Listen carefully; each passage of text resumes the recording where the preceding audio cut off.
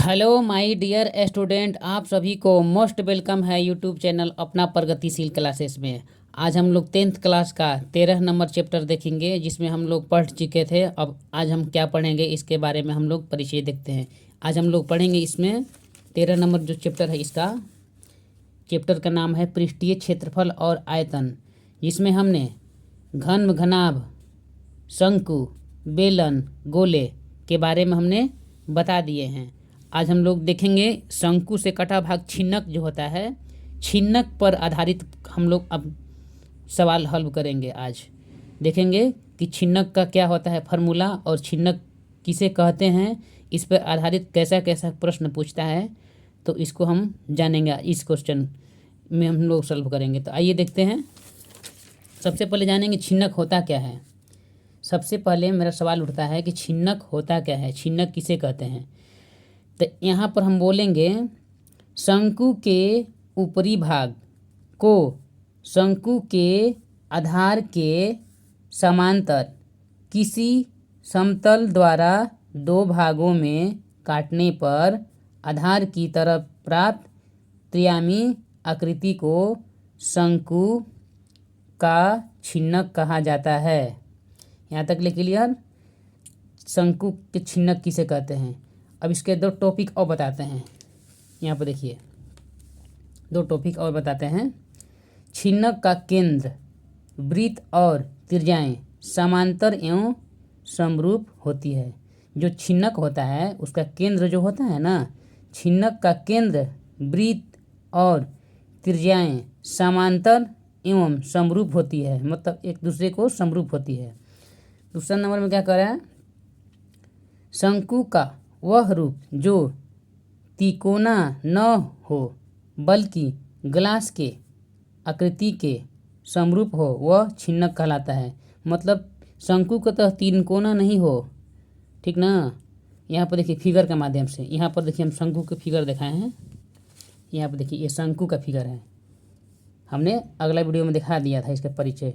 शंकु का फिगर की तरह रहेगा, लेकिन यहाँ पर देखिए कटा हुआ भाग है ना। अभी हमने परिभाषा में इसको बारे में परिचय बताया। यहाँ से कट देंगे, यहाँ से कट देंगे तो कटा वाला भाग जो है जाएगा यहाँ से जो भाग होगा तो ये शंकु का छिन्नक कहलाएगा। देखिए यहाँ पर ए में हम चित्र बनाए हैं। शंकु के ऊपरी भाग को काटने पर, यानी कि शंकु का जो ऊपरी भाग है इसको काट देने पर हमको छिन्नक प्राप्त होगा। तो काटने के बाद हमको ऐसा फिगर प्राप्त होगा, ऐसा फिगर हमको प्राप्त होगा।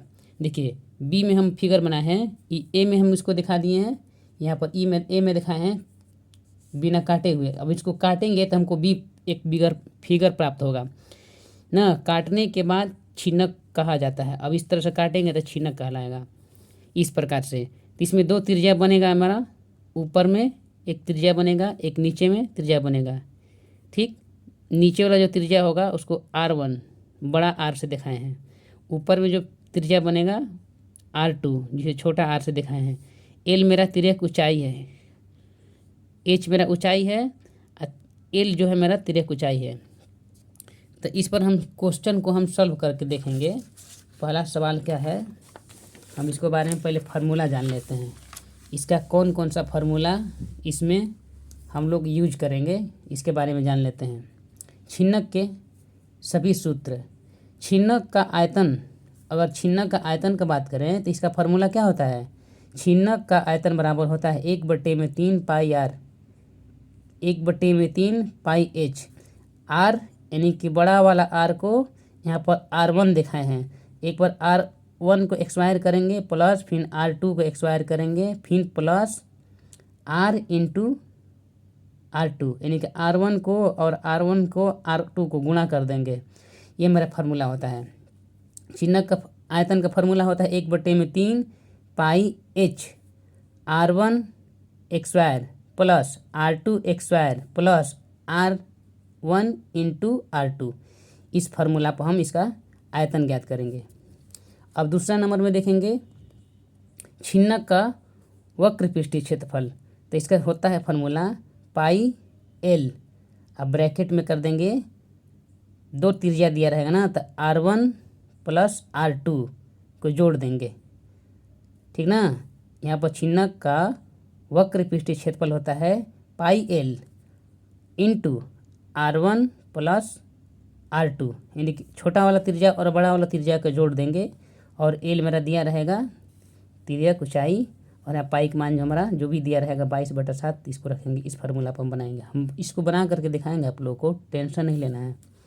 अब यहाँ पर देखते हैं तीसरा नंबर में क्या करा है, छिन्नक का संपूर्ण पृष्ठीय का क्षेत्रफल। इसका फार्मूला क्या होता है, पाई R1 plus R2 L plus R1 x square plus R2 X square, यानी कि छोटा वाला त्रिज्या और बड़ा वाला त्रिज्या को एक्स स्क्वायर कर देंगे यहाँ पर देखिए ब्रैकेट में छोटा वाला त्रिज्या और बड़ा वाला त्रिज्या को जोड़ देंगे। तो इस प्रकार से इसका हम संपूर्ण पृष्ठीय क्षेत्रफल होगा। अब इसका तिर्यक ऊंचाई निकालेंगे। तिर्यक ऊंचाई का फार्मूला होता है छिन्नक की तिर्यक ऊंचाई एल, तिर्यक ऊंचाई को एल से सूचित करते हैं, ठीक ना। इसका फार्मूला होता है H X square plus into bracket में रहेगा इंटू बोलेंगे R1 माइनस R2, कभी भी इसमें ब्रैकेट में रहेगा तो R1 और माइनस R2 को माइनस करके यहाँ पर लिखेंगे, प्लस में यहाँ पर क्या कर देंगे एक्स स्क्वायर कर देंगे, ठीक ना। तो ये मेरा छिन्नक का तिर्यक ऊंचाई होता है एल बराबर bracket under root R H X square plus R1 minus R2 X square, इस तरह से। तो एक क्वेश्चन हम इसको सॉल्व करके देखते हैं। इसमें क्या है, क्वेश्चन नंबर 1 में कह रहा है एक छिन्नक के दोनों सिरों की त्रिज्या क्रमशः 7 cm और 14 cm और तिर्यक ऊंचाई 8 cm हो तो उसका वक्र पृष्ठीय ज्ञात कीजिए। देखिए क्रमशः दिया है तो यानी कि छोटा वाला त्रिज्या 7 सेंटीमीटर, बड़ा वाला त्रिज्या 14 सेंटीमीटर, तो इसको हम R1 R2 मानेंगे। तो यहाँ पर देखिए फिगर में हम दिखाएं, यहाँ पर 2 ठो त्रिज्या दिखा रहा है ना, तो यहाँ पर इस प्रकार का छिन्नक का हमारा हो जाएगा आकृति। तो ये छोटा वाला ये हमारा R1 हो जाएगा, एगो हमको R2 हो जाएगा, 2 गो दिया है। तो यहाँ पर हम लिखेंगे, सबसे पहले क्वेश्चन को बनाएंगे तो लिखेंगे यहाँ पर दिया है, लिखेंगे दिया है R1 कहेंगे तो छोटा वाला त्रिज्या, R2 कहेंगे तो बड़ा वाला त्रिज्या, ठीक।